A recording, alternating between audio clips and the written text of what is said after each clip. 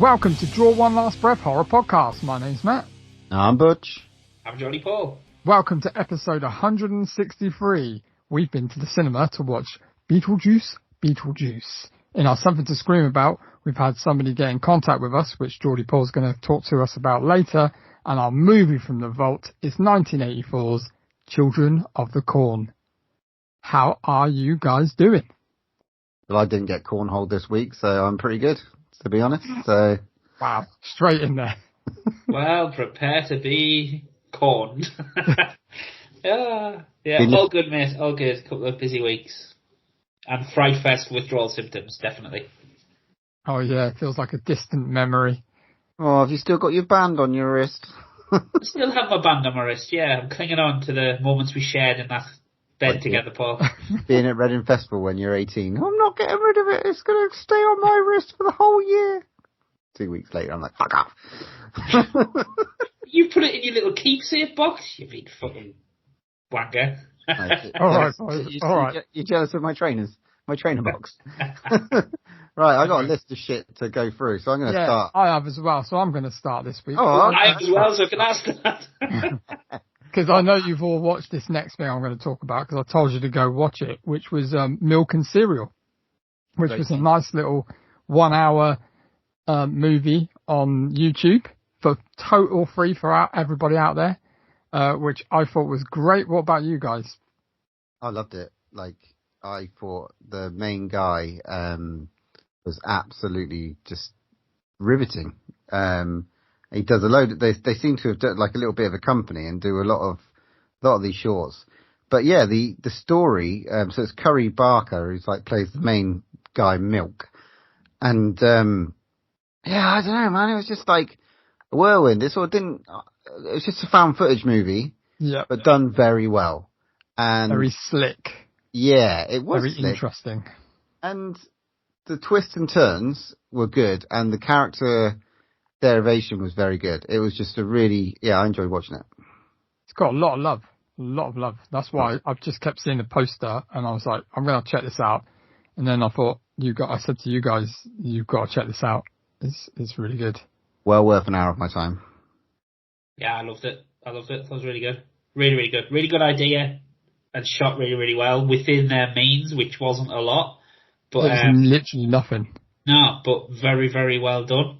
Really, really good. Like, kept me on edge, kept me on my toes. Didn't quite see where it was going, and I was like, oh, shit. But yeah, really, really well done. Do you know really, what really it reminds me of a little bit? You know the toff from that fucking old video when it goes, oh, yeah. Lads. Oh,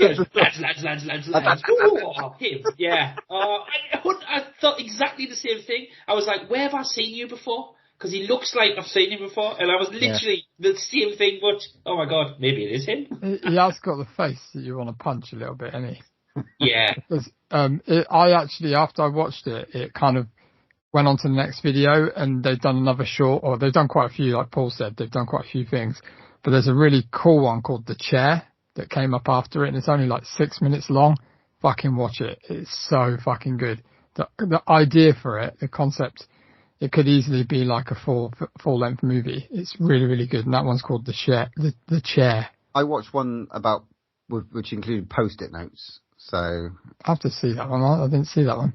Yeah, I can't remember what it was called exactly, but it involved Post-it notes, and it's quite interesting. Well, I think initially what they do loads of skits, like comedy skits.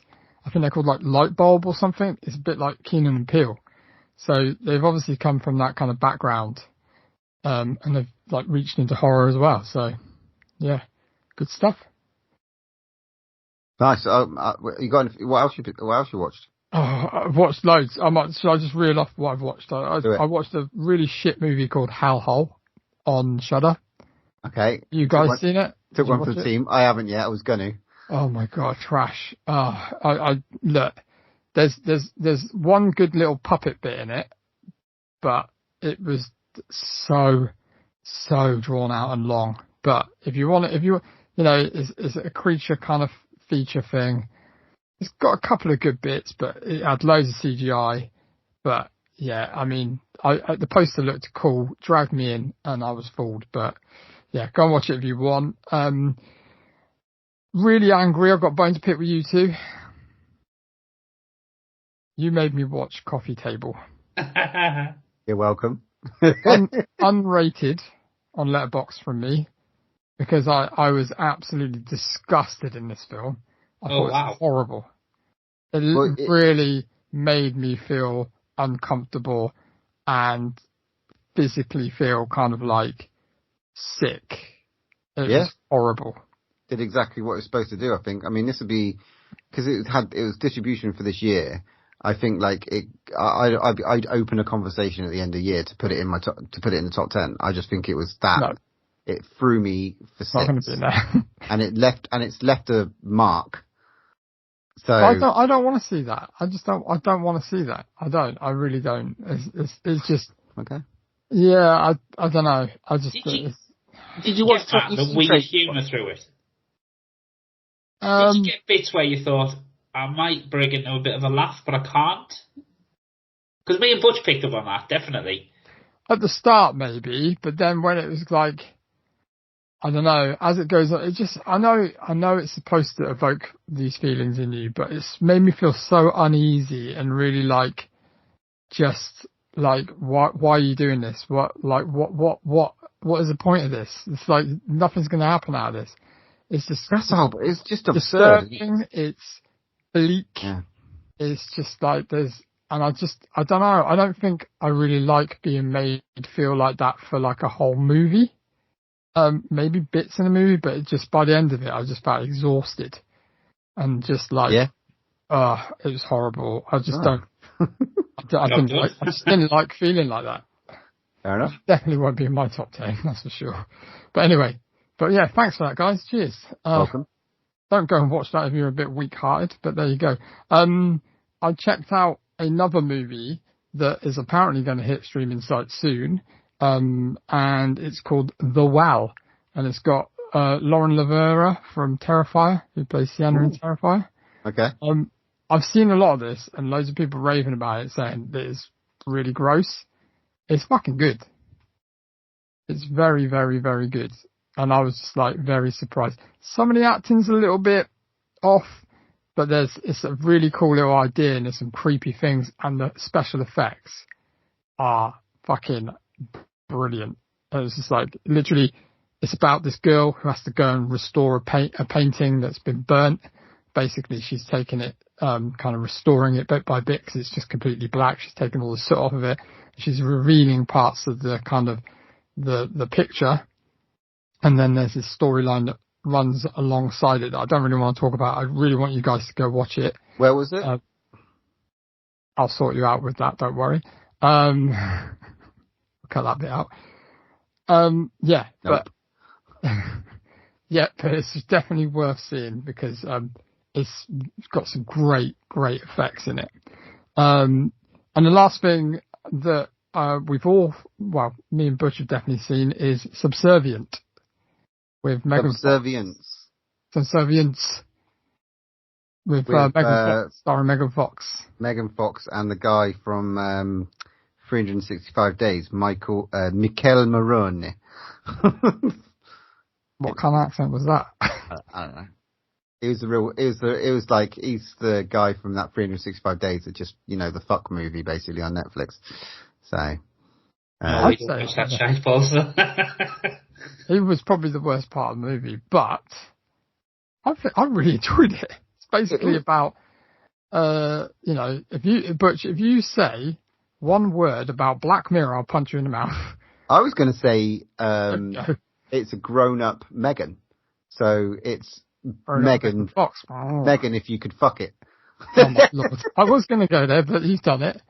But I'll tell you one thing about this movie, right? So basically this guy, right, his wife's gone to hospital because she's having a heart transplant. He can't handle, like, having 2 children and a job, which is fair enough. He's got quite a big job.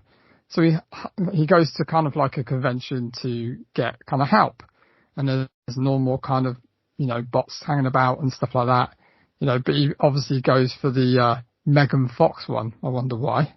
But one of the funniest things is like he introduces her to his wife that's in bed in hospital, and it's like, oh, who's this? His nanny. It's like, if that was my wife, she'd be like, fuck no, that's going back to the shop right now. Like, you get the ugly one. Yeah. It's sort of like it's sort of been done with humans and stuff like that. This side of thing, it's sort of been done, and they turned it in, and they've got another hour and an hour and 30, 40 out of it with Megan Fox as a robot. Did you enjoy it? It's all right. I thought it was enjoyable. Perfectly enjoyable. It was all right. So there you go. I think it was like it just kept me entertained. It's short, sweet. It just does the job. It's nothing major, but it had some really cool bits in it. Like a modern day Hand That Rocks the Cradle. There you go. Yeah. Easiest way to sort of explain it. But yeah, worth watch. Thoroughly enjoyed that one. But get on that, Paul Stevens. I think you'll enjoy that one. Just make sure the missus ain't around. I will be subservient to your wishes, master. I wish I looked like Megan Fox. Yeah, I think that's everything, and I'm halfway through a film called Demon Disorder that I've only watched half of, which is kind of a bit freaky. I'll fly through some of mine. I watched, as well as what we talked about, Tarot, which was on early on the year at the cinema. Had a brief cinema release. I think it made about 9 million in the end or something like that. But is it as bad as everyone says it is? It's all right. Look, for me, it's bang average teen sort of horror movie. It's one of the ones that I know what you did last summer. I know Urban Legend, Countdown, all those ones that sort of like an incident happens and then people get picked off in weird and wacky ways. I thought it was bang average, but I watched it with Isabel and Sophie, and Isabel absolutely loved it. I think that's the target audience, isn't it? And this is what I'm going to try. She's getting into a horror now, and I'm like, I'm going to try and watch these teen ones like Baghead, all those ones with her, and get her opinion, because she was like, yeah, she found loads to take home. So it's hitting the right note for that era, which is great. Completely, but it's like, that's the thing. It's like, I think these films, we've seen it all been done, but these guys haven't. The younger guys haven't seen it, and I hope it puts them onto the older stuff. But the funniest thing is, it's like Megan, for instance. You were talking about Megan. It's just, it's Chucky now. Yeah, I agree. Really. But it's interesting because, like those films, we've seen it all been done, but these kids haven't. So, I watched a really grimy movie. It's British, called K-Shop. And it was not bad. It was like set in like Fareham or something like that, or down on the coast. And it's like this guy was at university, and then he's gone to help his dad run a kebab shop for a little bit. His dad gets beaten. It's almost like Eden Lake, but set around the club scene. And it gets a bit dark, grimy, bloody, gory, and just kind of a bit real. It's kind of like that in that realm of like Eden Lake. I'm not to say Kill List because there's no cult, but it's got this real feel to it. There's no gritty feel to it. Gritty English feel. It wasn't bad. It was worth a watch, definitely. That's on Amazon for free. I've heard of that. Why have I heard of that? I think I've like gone past that. Okay. And then watched another little treat from Fright Fest, ticking off these Fright Fest movies. So we've got the opportunity to go to see Boogieville, which is like a vampire in a caravan site movie, basically. Got a few caretakers to look after some vampires and make sure they don't go off the reservation.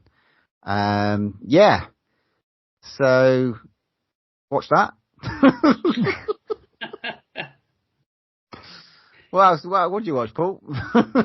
I also watched Boogieville, and I watched that.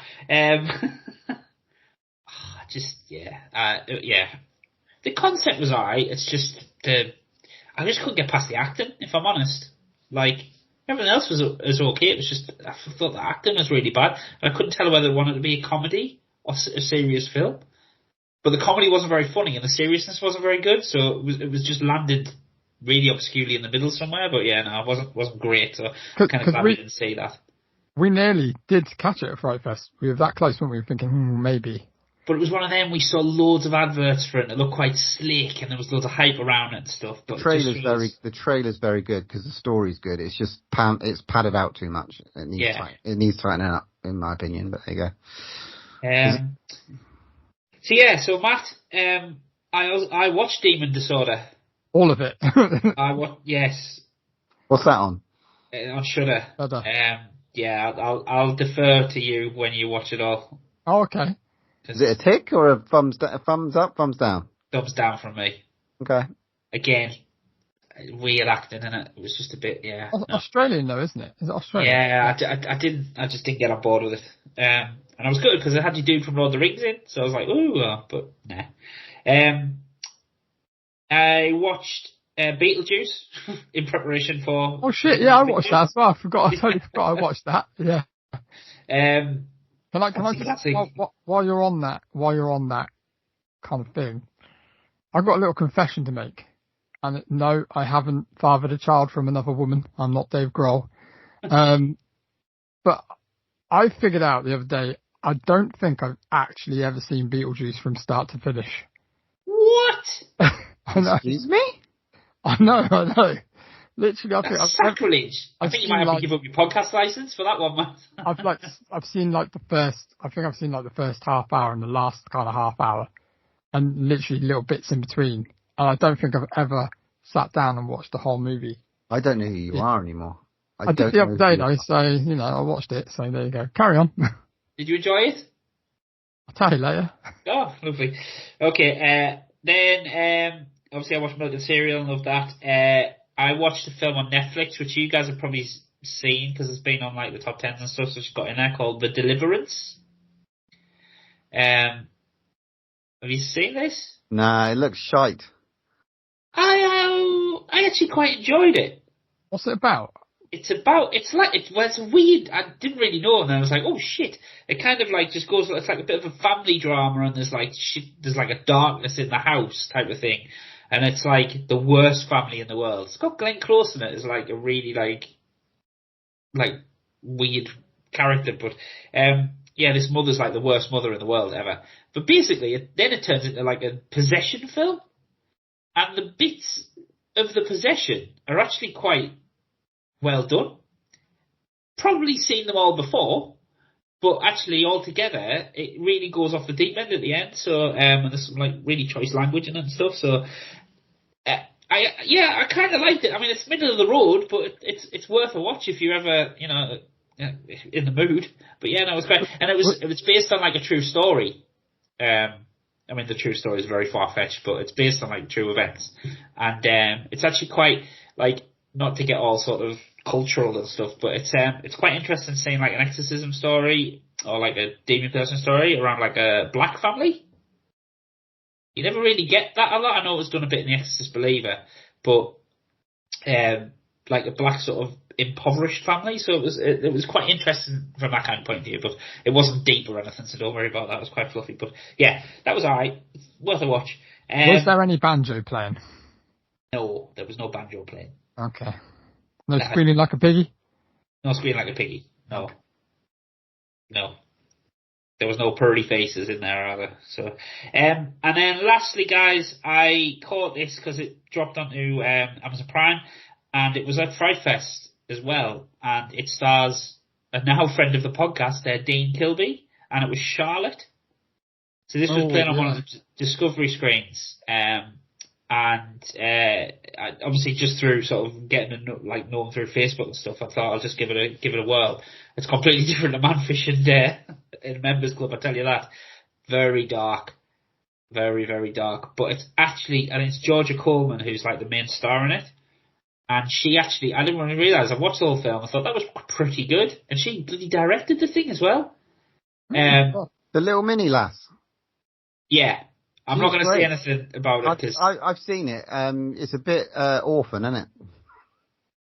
Well, it's a bit hard candy-ish.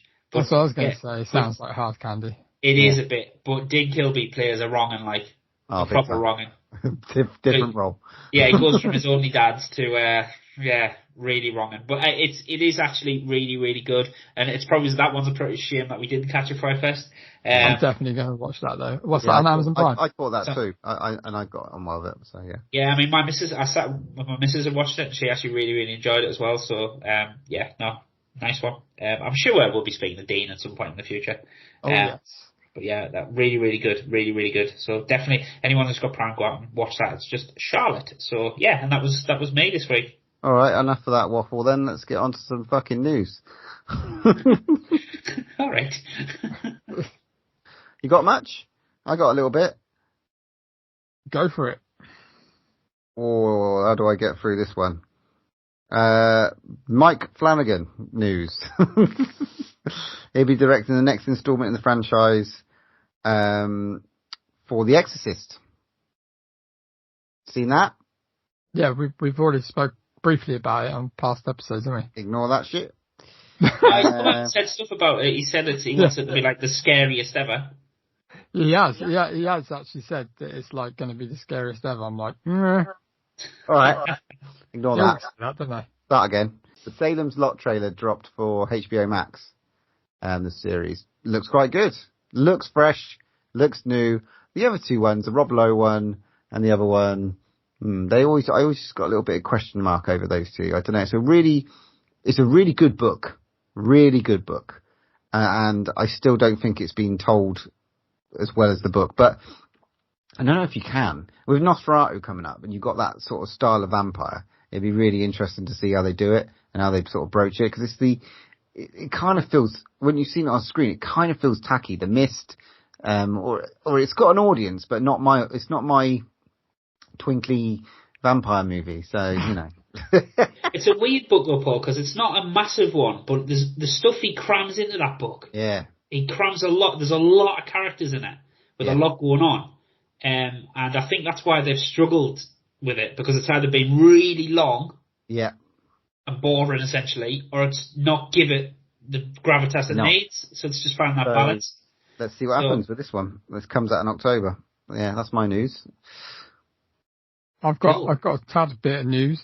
Kind of to caveat after that, Beyond Fest has been announced. Have you seen what they're showing at Beyond Fest this year in America? New.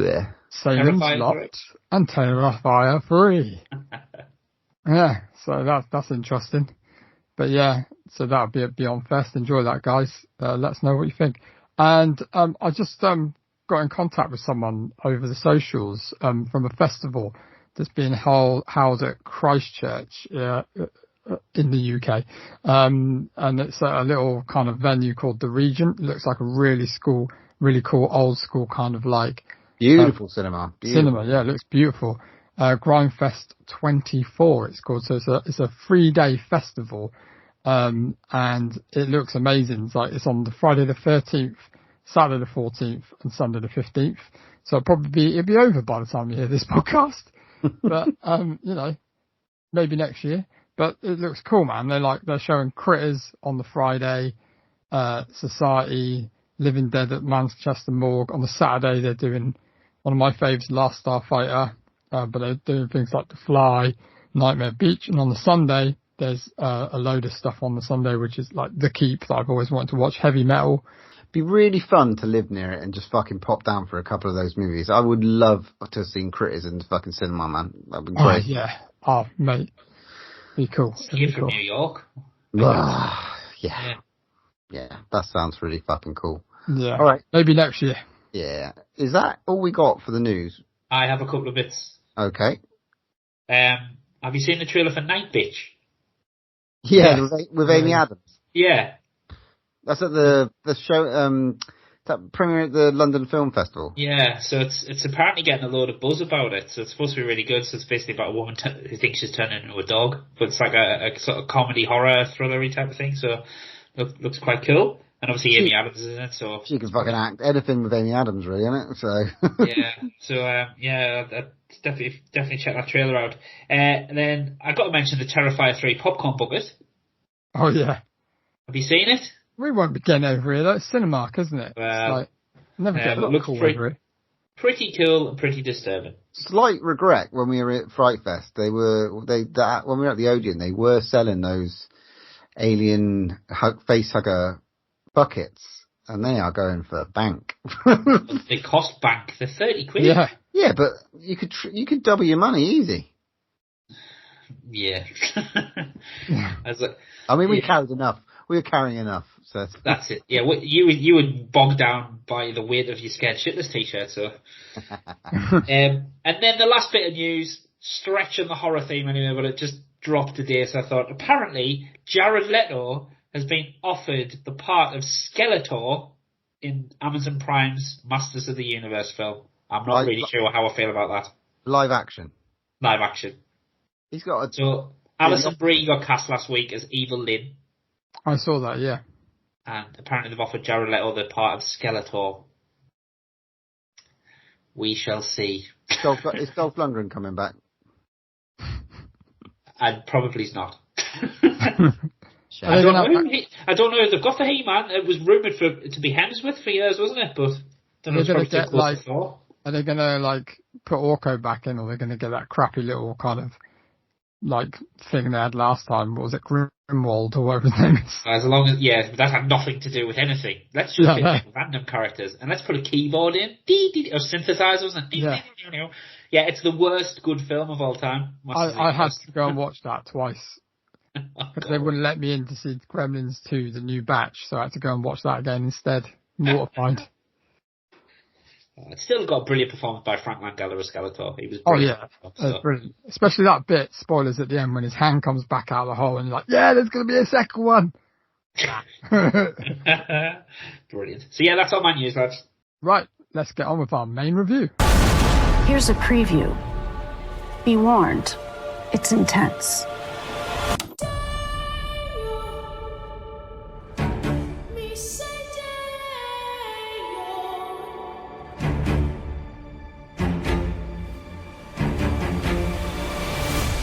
I can't believe Grandpa's dead. Death is hard. Yeah, sometimes I think life is harder.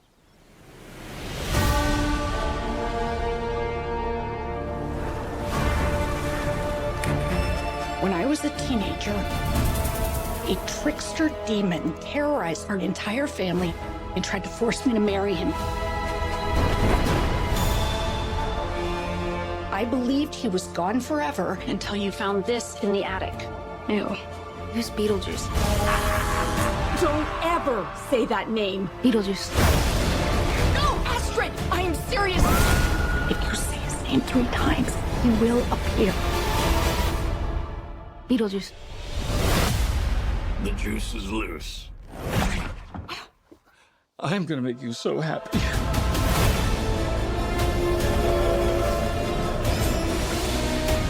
The living.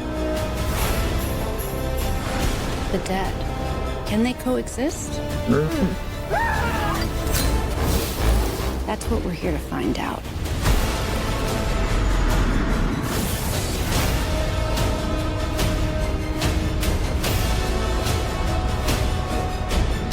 Where is Beetlejuice? Where's Beetlejuice?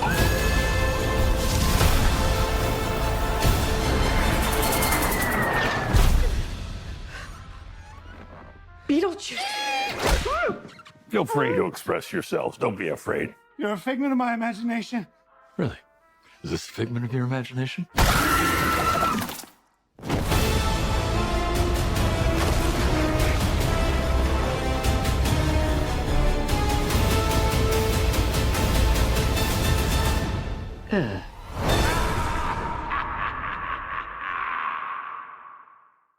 This episode's main review, the long-awaited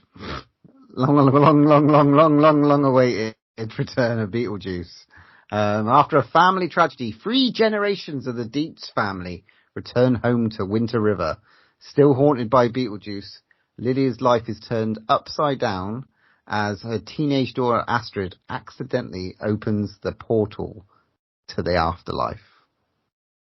Tim Burton directed. I mean, okay, we love it. Who doesn't love a Tim Burton movie? Can't deny that there's not many out there which I sort of turn my nose at. Maybe Alice in Wonderland I can't be bothered with, but not many. That Tim Burton always seems to get me with Danny Elfman. So, Matt, how did you find the Beetlejuice? Oh, I don't know. See, obviously we're properly watching the first one, literally like 2 nights before, which I really loved. I thought it was brilliant and like literally absolute classic. Like loved everything about it. I really, really, really, really enjoyed this movie. I thought it was brilliant. I mean, yeah, okay, it's fan service, got some greatest hits in there. And yeah, the plot gets a little bit plot heavy with a few different stories going on at the end. However, the content in it, I loved. I thought, whenever Beetlejuice turned up was fucking brilliant. And there were some great characters that I want to talk about later on that I thought actually made the film even better. But I really enjoyed it from start to finish. And I'm sorry if you disagree, but do you disagree? Or Paul? Go. Daylight come and me wanna go home. Lads, do you know what? In this film, there's a unbelievable film, Buried. And I didn't hate it. It was a romp, and it was very, very enjoyable. But I've got serious, serious problems with some of it. And I thought they had a central concept. I thought they had a concept which they nailed and should have really gone down that path. And they just just threw it away in favour of other stuff. And like you are talking, like Michael Keaton is one of my favourite actors. I fucking love him. And he's amazing as Beetlejuice. And I did see an interview about how they thought it was important to give him the same screen time as he has in the first one. But for me, if you're going to call it Beetlejuice, double the time, because they were the best bits of the film. But I just thought it was a bit overstuffed with stuff that didn't need to be. So, the original movie, Beetlejuice, fucking awesome. That is the 80s for me. Nice fucking model. That was like how I learned swearing, I think. For the first time I think I heard swearing. When there's an F-bomb. Yeah. And it's like... I was surprised at that, but it wasn't on the TV, apparently. My wife said they always used to cut that out. Nah, it's fucking model. But, so, the Maitlands died. They tried to haunt the Dietzes, and they tried to work out death. That was and then Beetlejuice was kind of there as a sort of this, titular character that sort of just tickled you. This movie had, I don't know, 10, I counted, different plot points that were like diving in and around. You had the brooding daughter, Astrid, you had Lydia dealing with, and her mum dealing with the death of her father, and you had the father running around in the afterlife. You had fucking, I don't know, Willem Dafoe as this sort of cop stroke actor person. Then you had Beetlejuice's ex-lover trying to kill him and suck people's soul out. And then there's also somebody another ghost who's trying to get back to the living. And then you had the Bobs. There was a lot. It was fucking full, a really full to the brim movie. And I enjoyed the process. But thinking about it afterwards, I just thought, oh, God, I don't know what I wanted to see more of. I don't think, I could have done without Monica Bellucci's story. There was some bits that they could have just fucking binned off, and it would have been a concentrated on maybe the daughter's thing. General Tega's like a massive star, sort of just kind of get that, move along with sort of one point. It's just a lot. I thought General Ortega was just playing herself. I didn't think she was anything good. I thought the MVPs for me was probably is it Justin Theroux? Again, I didn't mention that the brilliant. The would-be husband to Lydia. Fantastic. He was fantastic. I thought throughout the film, every time he was on it was like he plays an arsehole character, slimy guy so well. Never forget him in Charlie is Angel's full throttle as the Irish sort of fucking like he's got like an 8-pack. Oh my god! Right, so best Irish accent to be sure. There's a lot. It's sort of great. It's a greatest hits movie, really, isn't it? Yeah, I mean, I was a bit. The only thing, like Winona Ryder's character, right? And I get, again, this was another plot point, but in the first movie, she's like this strong individual that's bolshy and cool and like she's a goth. And I know she says it, like her mum touches on it, I think, and says, where's that kind of hard girl goth? And I know they addressed it, where's that hard girl goth kind of gone? And I just felt like she was a bit kind of like, as a character in the first one, she was brilliant. In this one, she was a little bit like, and I suppose she's supposed to be. I suppose she's supposed to be lost and kind of a little bit fragile and all of that kind of stuff. But I felt like she was a little bit wasted, although she was still really good in it and she still looks great. Yeah. Yeah. But they didn't do us that transition. Like, John Ortega's character Astrid was supposed to be that. She wasn't. So that kind of was like, okay, that's throwaway. That's the problem with this film. There was just too much. There was just too much going on. The bit I was talking about that I really, really liked, and I thought, oh my god, that's brilliant, is Astrid meeting that lad. Mm-hmm. Which I'll say straight away, I guessed that literally as soon as she met him in the treehouse. Did you? Well, I didn't, so fair play, but I didn't. So I was like... Straight away. Because I think my head was still spinning. It took ages to get to where it was going. It did at the start. I was like, oh my god, like, come on, get on with it, will you? But I thought it was such a good idea to have him be a ghost and then to have him take her in the afterlife. And I love that little twist where it's like, hang on, he's a wrong'un, he killed his family. And you're like, oh shit. Like, he might have been a ghost map, but did you think he was like a serial killer? No, I didn't. I didn't. I thought they were going to make a bit of a kind of Casper story out of it, you know. Yeah, but that's the thing. So they should have that should have been the central premise. She's gone into the afterlife with this serial killer, and he's the bad guy of the film. And if they kept that would have been brilliant. And Beetlejuice has got to help Lydia. But I love Monica Bellucci, by the way, right? I know she that. could be in every film if I had my way. But there was literally, you could have just took her out of the film. It was a great set piece between her and fucking Danny DeVito. It was a great set piece, but again, it's like, why? I love that. I love that little cameo from Danny DeVito. But again, and I did love the way she killed people. I thought that's fantastic. Like, stuck in her soul, and they go. The history of Beetlejuice told in Spanish. What was that? I thought that was crazy. I know it was weird, and I don't mind it because it was weird, and I suppose it's supposed to be, but it was fucking just odd. Yeah, and then Willem Dafoe. Like, I love Willem Dafoe, but I was like, brilliant. Why is he in this film? Because I thought it was brilliant. I thought that was so funny. It was just like, you know, he's a dead actor that wanted to be a cop. I just thought it was so funny. I thought it was brilliant. I really liked it. It was just stuffed full of stuff. And I tell you what, we haven't even mentioned yet, which was the MVP of the film for me. Baby Beetlejuice.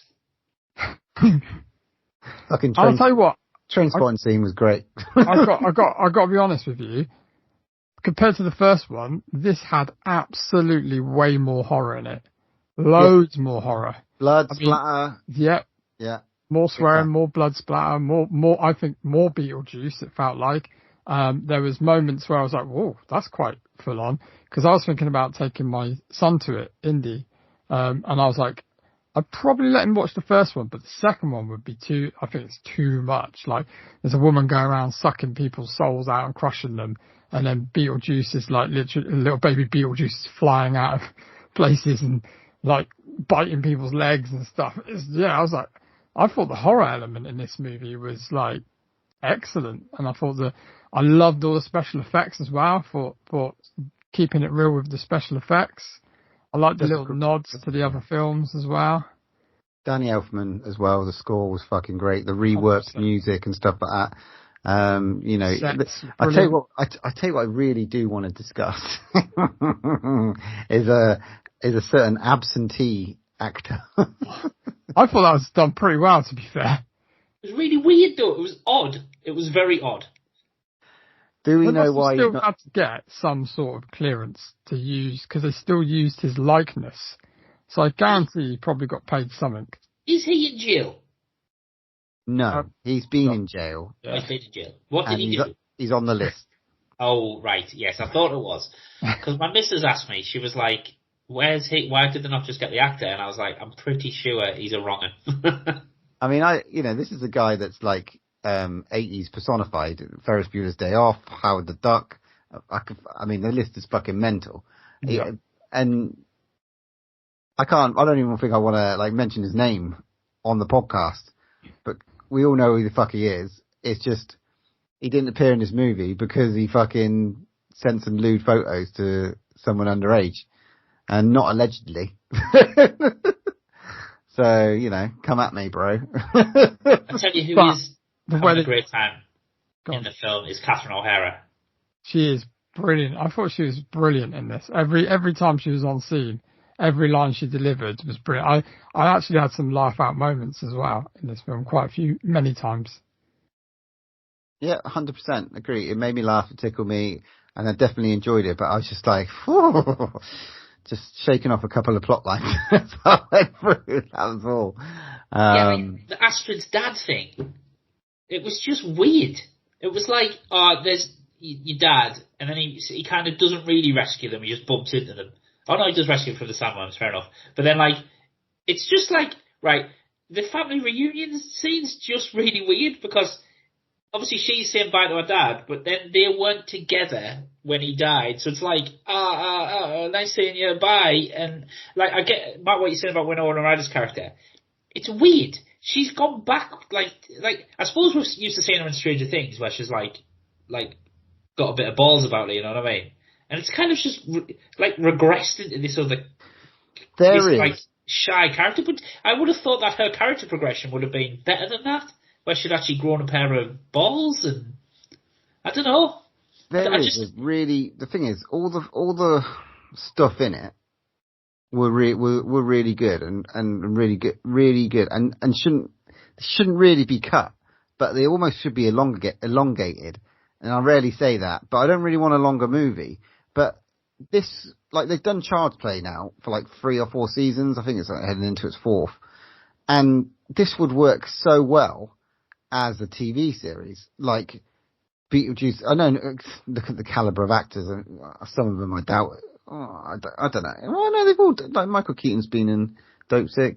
I don't know. This fits really. There's a third one though, isn't there? There's just a lot. No, but there's a lot of after the amount of money it's made, there's a lot to tell. So the set points worked. Monica Bellucci's worked, but there's almost like its own fucking episode. There's just a lot to tell, and you didn't tell enough of it. So then, if you stuck it in something like a TV series, it would fucking work diamonds. But did you not feel at the end, Paul, that it was really just rushed together just to bring it to an end? So in the first Beetlejuice, when he's trying to marry Lydia and they're trying to stop him by saying his name 3 times again, and he's knocking their jaws off, and he's metal plate in their mouth, and their teeth are falling out and stuff, right? Because he's desperate not to say it. And then right at the end of the film, she's just oh yeah, you don't have to marry him. The contract's gone. Beetlejuice, Beetlejuice, Beetlejuice. It's and it's over, because it has to be over, because we've now exhausted the runtime of the film. That's how I felt at the end. I was a bit because but Matt, I was pissing myself for the cake baking song. That was brilliant. It was really so fucking and the weird. Dancing bit, and I thought it was good. I did. I was laughing, but then it was now it's got to finish because they've run out. And Monica Bellucci turns up and it's right, here we go. Here's the dust up. Oh no, dead. Just got rid of her.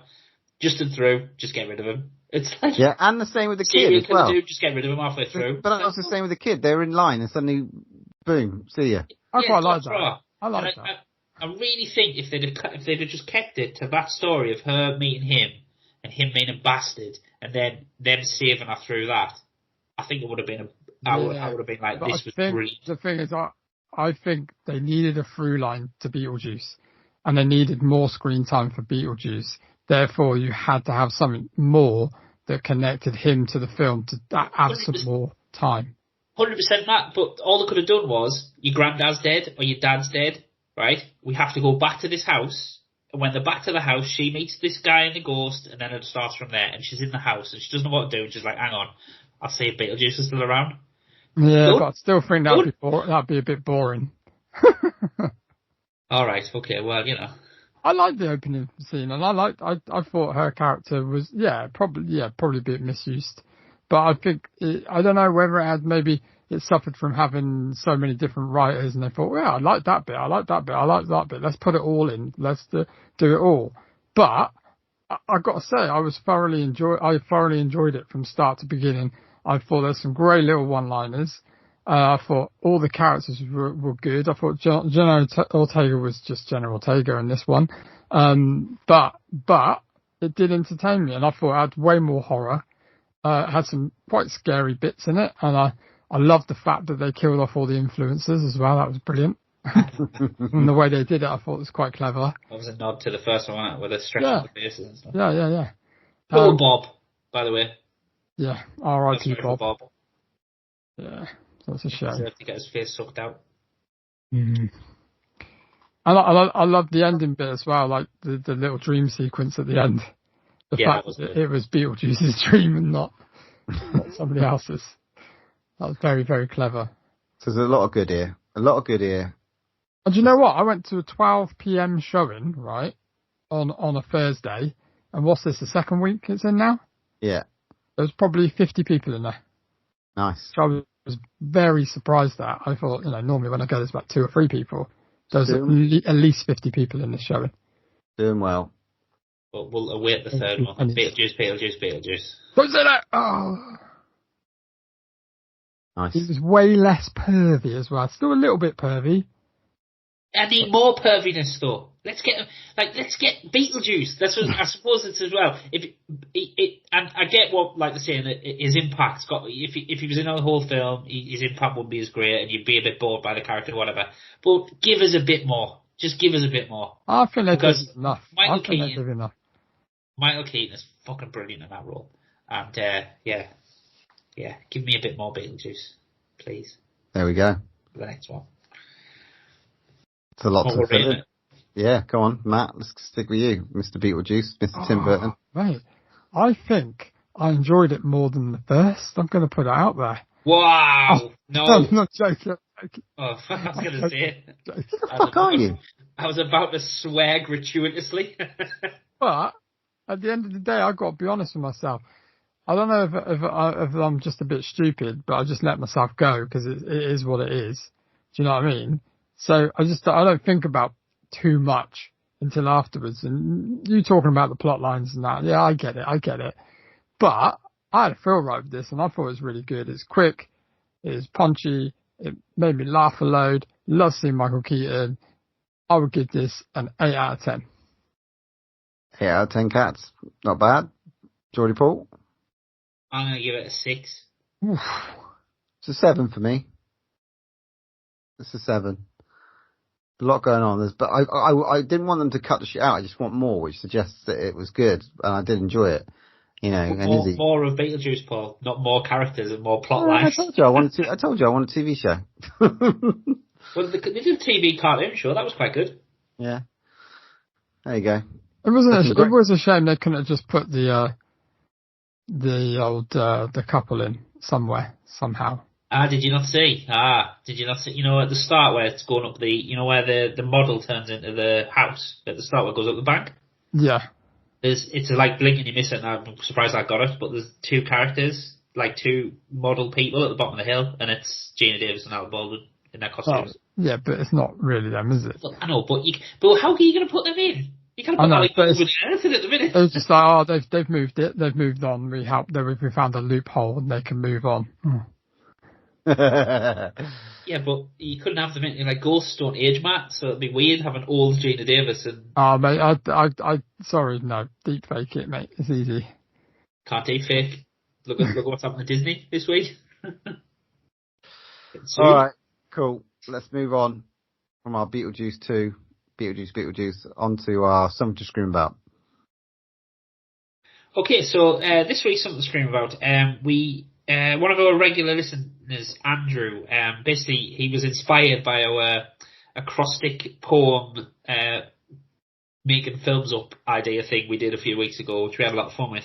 And he actually came up with an acrostic poem for Draw One Last Breath horror podcast. So I thought, he's took a lot of time and it's actually really, really good. So I'll give him his moment to shine and I'll read it out for this week's horror podcast. For this week's Something to Scream About. So strap yourselves in. So for those who don't know what an acrostic poem is, it's basically if you draw the letters down the side and then you do every line of the poem is the letter of Draw One Last Breath horror podcast. So we'll start now. I want to feel this. All right, I want a good performance out of you. Yeah. Well, if you'd let me fucking talk, really, you might feel it. Really project. Be in it. Be in Draw One Last Breath. Be in. Do we have to click our fingers?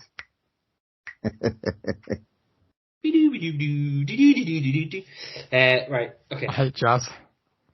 That was West Side Story, you fucking Philistine. Jesus Christ, I tell you. I hate West Side Story as well. I'm not listening to anything you say ever again. Mr. I just watched Beetlejuice for the first time today. Fucking hell. Right. I said I liked it. 10 out of 10. I liked it though. Oh. Unbelievable. You know I'm all about The Nightmare Before Christmas. There is no other Tim Burton movie. That's not a Tim Burton movie. Oh, yeah, it is. Steve. I didn't say directed. From the mind. Oh, from the mind. Okay, yeah. Right. Can I start this now? Right. Go ahead. Darkness falls and terror is near. Relentless dread feeding your fear. Geordie Paul spins tales so grim. With Matt and Butch, the lights grow dim. Ominous voices that chill to the bone. Nightmares crafted, you're never alone. Every story weaves a sinister spell, luring you deep into their hell. Any escape seems far too late. Silence broken by the hands of fate. Terror reigns in every breath. Beware the whispers in the dark. Realms of fear ignite the spark. Evil lurks in each twisted tale, as Paul, Matt and Butch prevail. Through haunted woods and ghostly moans, horror etched in chilling tones. Hold your breath, but not for long. Ominous footsteps draw you near. Reflections twist in the shattered mirror. Ruthless tales from minds so vile, only they can make you smile.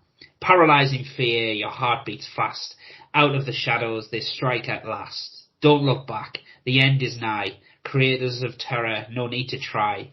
All their horrors are set in stone, spinning nightmares from flesh and bone. Take a breath, but not your last. Geordie, Matt and Butch will cast. And that was Geordie Paul Poem Hour. That was really cool. But yeah, thank you very much, Andrew. It's always nice when a listener gets involved. So yeah, I thought that was very, very well. That's very nice. Very, very well put.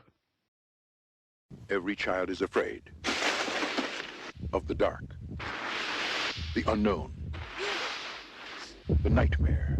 In Gatlin, Nebraska, that nightmare is in the corn. Stephen King's Children of the Corn.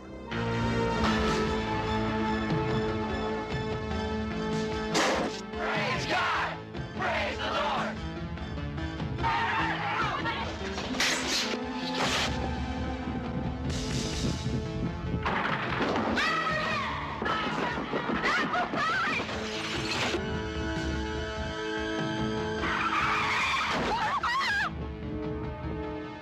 From Stephen King, the author of Carrie, The Shining, The Dead Zone, and Christine, an adult nightmare.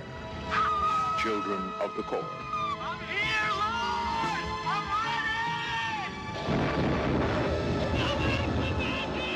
I'm ready! Stephen King's Children of the Corn, an adult nightmare.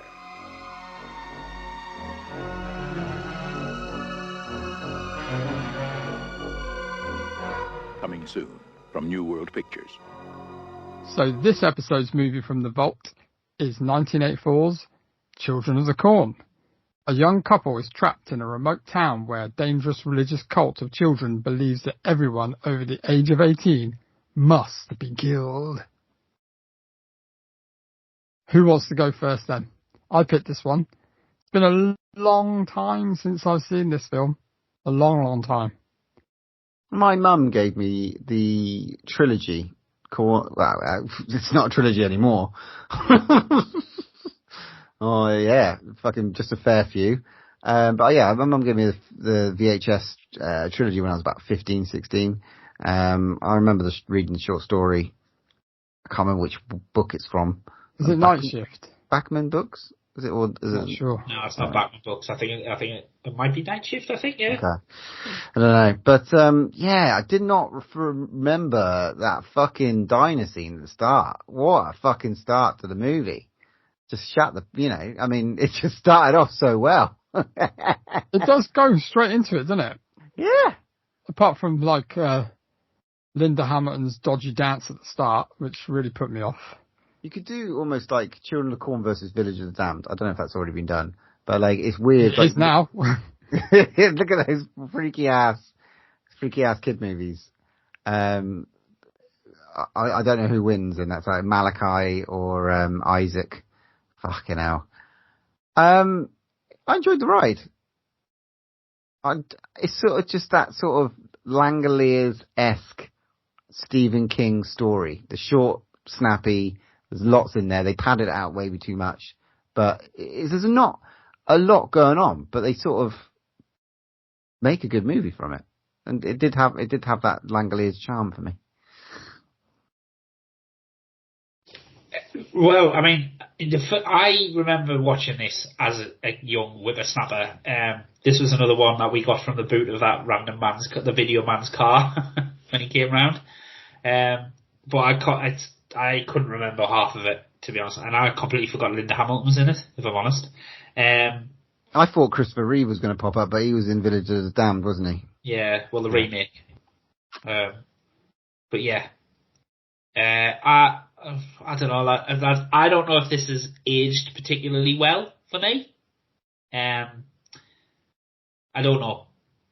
There were some creepy bits to it, and I literally spent the entire film going, is that a real child, or is it an old person in like a child's body, or is it a de-aged person, or is it a make-up person? I mean, I'm sure you'll be able to enlighten me on that one if it is an actual child. But yeah, I don't know, lads. Butcher's right. It was padded out, and then there was just a lot of daftness in it from the two lead actors, the two adults. I thought they were a bit stupid, and you run over a child in the middle of the road, right? They didn't seem too asked about it. He was a doctor, so yeah, he's a doctor. I know how to deal with this dead body. Oh, they were already dead before I hit them. Well, and I don't know. I don't know. It wasn't terrible, but I don't know if I really got on board with it. And I've got a question though: is Malachi the dude from the Burbs? The son from the Burbs? No. It's not the same person, it's not? I don't think so. Alright. I waited all week to ask that question. Hang on. Yes, it is. I'll consult the powers that be. His name is Courtney Gaines. He's been in quite a few things. Shall we see if he has been in the Burbs? Because he does look like the dude, but I'm pretty sure it's not. He's an awful representation of the ginger tribe, isn't he? We'll have none of that talk on here. He's got the teeth to boot. And it is Courtney Gaines, mate. I've consulted the powers that be. Oh, he is in the Burbs? It is the son from the Burbs. Is it? Wow. He aged. I tell you what, he aged well. He looked good. He's in the Wrath of Becky as well. Did you say that? Yeah, he looked good, man. But he's just a fucking. Yeah. So I don't know if I don't know. Matt, what do you think? Yeah, I mean, it's one of those films that I remember seeing as a kid and thinking it was way scarier when I was younger. Watching it now, I still quite liked it. I thought it was alright, but there was a lot of build up and slow build, and then the payoff wasn't quite good enough. And I was just like, I thought, there's a lot of off-screen kills kind of thing going on, and it was just like, and then, like Butch said, the way it starts is quite visceral and violent. It's like really violent. It's just like, you could see a really good, I know there's like over, like, I think there's like 10 movies like been made after, but if they made a proper remake of the original, they could really make it quite violent. If they have. It came out a couple of years ago. I'm still yet to watch it. Oh, okay, fair enough. I didn't think they remade it. I thought it was a follow-up. But, yeah, I think if you did it, had the right budget, you could make it really, really good. But, it was okay. There was just a lot of running, a lot of walking to here, to there, and kind of like, yeah, let's get the story going. It's got that TV sort of series style, like early Stephen King have got that. It's got that style, where there is a lot of like, juxtaposition and stuff like that to sort of exposition to sort of get there.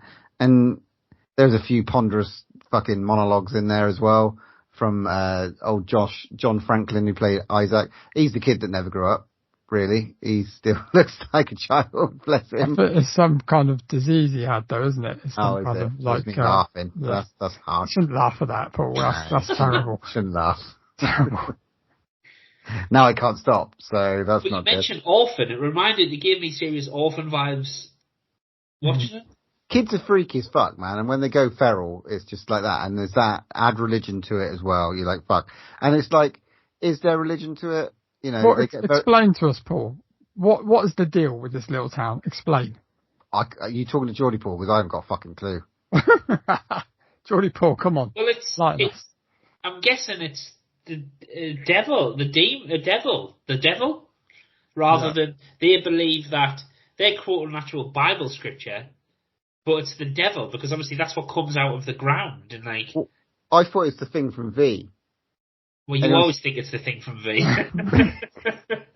If you remember V, there's an episode where they sort of like they have to get into this V compound, all the aliens are, and they've got a fucking sand monster that just sort of it does the perimeter, and you can just see this fucking thrust through the sand. Or Tremors. I always go to V. But yeah, so I think it's like the devil, because obviously at the end he gets possessed and then snaps Malachi's neck. But then he kind of just disappears. Where does he go from there? Yeah, so basically these kids just killed the whole community. Anybody that's over the age of 18, they've killed. And then when you get to the age of 18, you have to be sacrificed. Which is it's a trickster. It must be. It's like a fucking demon that they've tricked them into thinking that it's God, and it's not really. It's it's more of a demon that wants he wants his fucking blood, and he's just manipulating all the townsfolk. He's already manipulated the kids into killing the parents, and now he's like, we're gonna fucking supercharge Isaac, give him some grey hair. You've got some serious weapons on them as well. Yeah. Every knife, sickle, sword you can find. There's some lovely little giggle moments in this though, like old what's his face, the fucking Peter Horton, was it the guy who sort of plays the doctor? Ceases to ever think I'm going to pick up that weapon and use it. Yeah, he's just a bum. Several times. Bert, his name was. Never knew that. Bert and Vicky. He just runs away, doesn't he? I feel like, it's that age-old question: how many kids could you beat up? Yeah, and when is it appropriate to kick a kid in the face? Well, when they've got a fucking sickle and a hammer and they're trying to stop your head in, that's when it's appropriate. Yeah. And tell you what, lads, I know I'm skipping right to the end, but the end bit with Joe made me giggle. It was very funny when she face planted the door. But that bit of dialogue right at the end was like, "Oh, she's out cold. Bye." Forget that. Like, what? The best fucking MVP for me in this movie is Job, because he's like he's helping this idiot Bert. Bert's think he's going to like set fire to all the corn, and he's just there like something supernatural is happening, and then he sort of just goes, the little kid just goes, "Excuse me?" Just like completely randomly. He's like, "What the fuck?" Then he runs after him. He basically is the brave one who goes back and collects the Molotov cocktail. Fuck over this pussy Bert. He basically just lobs instead of actually he can't make the bottle break. But he makes two great sarcastic comments to it. One is, "Excuse me," and the other one is, "Throw it right this time." I did like the bit where he's getting attacked by the corn was a bit, where it starts lying on top of him, and I was like, oh my god, and he needs the kid to help him get out of that. It's a real thing with Stephen King though, and corn. I mean, look at In the Tall Grass, that sort of thing. I think it's kind of where it's grown up. Yeah, it must be, like having that sort of... But it's very easy to get lost in them things, like signs as well. Like, it's very, like, you go in there and you get disorientated straight away. Cornfields are creepy. Miles long. Cornfields are creepy. Especially, I mean, the amount of string they must have paid for to pull those corn reaves back when he goes through.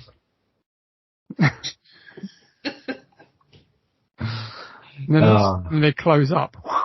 Classic argument in the car as well made me giggle. Is like, where are we? How the fuck should I know? It's that question. You were in the car. You saw where we went. Fuck's sake. But like, how does he even get there? He's like, oh, they've played with the signs. But he's just took 4. It doesn't matter what the road signs say. If you take 4 lefts, you're gonna be back the way you started. You freaking idiot. And then there was a lot of silliness to it, and I thought it's really funny because obviously Linda Hamilton will obviously forever always be Sarah Connor, yeah, and she kind of plays that like daft damsel in distress, and I don't know if it's because obviously I always associate her with Terminator, but it kind of annoyed me that she was like that, if that makes sense. Mm. I've got a beautiful thing. I hope this doesn't interrupt your Matt's facts for later in a minute. It probably will, because I know what you're going to say. You talking about Job? No. The Monster Squad link. No. Come on. Job is in the Monster Squad. Really? He plays the youngest kid who sort of like befriends Frankenstein. Wow. I didn't know that. A beautiful link. Well, at least he starred in one good film. Ouch. Very ouch. He wasn't really bothered about his old man getting killed that much either. He just wanted to have his fucking milkshake. I'm not being funny, man. Like, you say about it's really visceral at the start, but he was narrating it like it was fucking Adventures of Winnie the Pooh. He's like, 3 years ago. We all were in the diner, and it really should have been him that kind of killed Malachi, really, like as revenge. Yeah.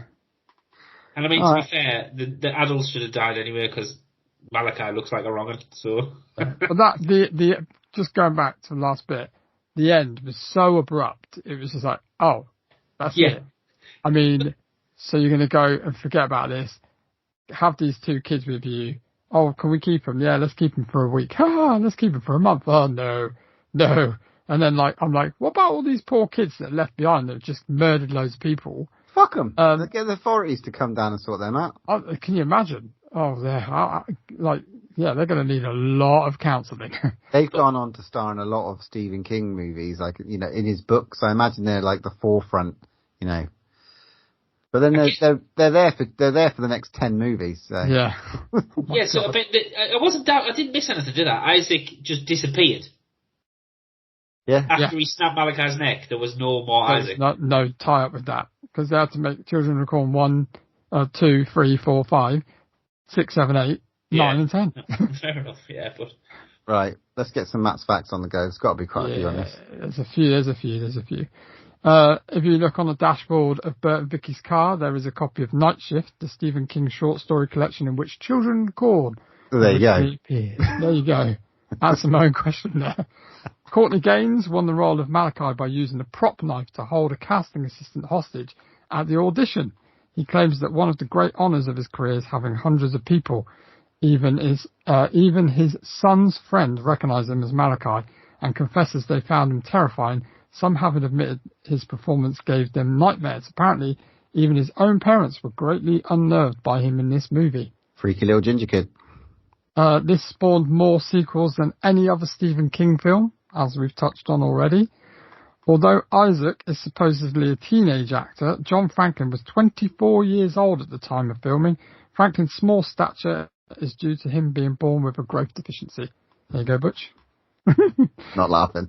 John Franklin claimed in an interview that years after this film's release, he was with some friends at a restaurant and a woman sitting next to the table recognized him as Isaac, the demonic child preacher. She literally screamed and ran out of the building before coming back and demanding that her group be moved to another table.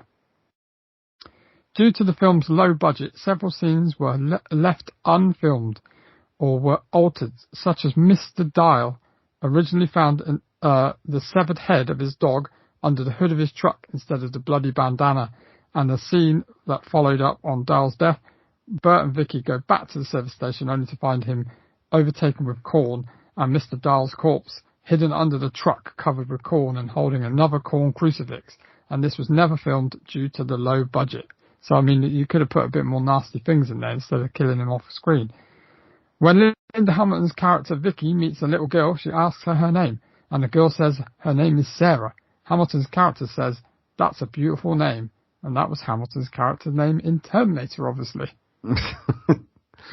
And that is it, and there was apparently 15 kills. There's a lot. There's a lot at the beginning. Yeah. There's a lot. They shit the bed, you know, they basically like jumped the shark right at the beginning. So, but it's good. I mean, it's a classic story and, you know, it has just been recently redone. So after the 10, there is another one. So it's quite interesting. It was 2020, wasn't it? It's a freaky ass story. Kids going feral. And you've got to think of the time it came out as well. It's probably like not a lot of, you know, murdering kids were around like films type wise. Fair. Apart from maybe Hills of Eyes. There we go. How would you rate this one then? Geordie Paul? I'll go straight down the middle and give it a 5 out of 10. Bit more for me. Bit more for me. I'm going to give it a 6. Yeah, I'd go a 6. I mean, it spawned so many more films, so it couldn't have been the worst. But I enjoyed it to an extent. It's a good little movie. It's creepy in some areas. Yeah, I think a 6 is fair. All right, there we go. Happy 6. So, Geordie Paul, what have you got from the vault for the next podcast? Well, what have I got? What, Slugs 2? No. Is it going to be another Mario Barber? It's not. No. Oh, that's a shame. I'm going to go for one which I think we've talked around about, and it was on one of the In Search of Darkness documentaries, and it's from the 80s, and I don't believe any of us have seen it either. And in honour of one of my podcast brothers, we're going to watch Butcher, Bigger, Nightmare Maker from 1982. Oh my God. It's got one of the worst posters I've ever seen. It's on Shudder, isn't it? It is on Shudder, yeah. Yeah, I was loath to pick this because of that poster. And I remember I remember the bit from In Search of Darkness, so it's got to be worth it. I've not seen it. I've not taken the time yet. I have not seen this one either. I'm looking forward to watching it. Well, there you go. So hopefully it's a good one. It's so camp that it just looks so camp. It's so weird, the weirdly drawn that fucking poster. There's another horror movie called Butchers. Just Butchers. So that's one of the times. That's just like a fly on the wall documentary of your house. A lot of rape. Oh. Please, say that's just a joke. just a joke. Please be believable when you say it's just a joke. Sure. So that brings us to the end of another episode of the pod. Thanks everyone for listening. Please go on to, if you're listening through Apple Podcasts, go and rate it 5 stars. Give it a nice little review. We love reading them. We haven't had one for a while, so fucking get on it. Get onto our social media, send an email, etc. Yep, you can catch us on TikTok, Instagram, Facebook, wherever you want, and you can email us at draw1lastbreathpod@hotmail.com. Thank you. And then moving on to the next episode. I don't know. I think we're going to be watching James McAvoy's version, the UK version of the Danish movie that freaked us all fucking out last year, Speak No Evil. Yes, interesting. It's got a good Rotten Tomatoes score already. It's gonna be, but no, hardly anyone's gonna have fucking seen the other one, which is gonna annoy me. But let's see how far they go with it. And then Paul's picked from the vault, if I can actually remember the name, Butcher, Baker, Candlestick Maker. No. You watch that one, mate. We'll compare. Butcher, Baker, Nightmare Maker. Butcher, Baker, Nightmare Maker. For next time, so that's one to watch. But also watch Butcher, Baker, Candlestick Maker. So I think that's a sequel. So there we go. That brings us to the end of the podcast. There's only one more thing to say. When there's no more room in hell, here's another podcast. I am the devil, and I am here to do the devil's work. You can follow us on Twitter @DrawOneLast, Instagram @DrawOneLastBreath, or pop us an email at drawnelastbreathpod@hotmail.com.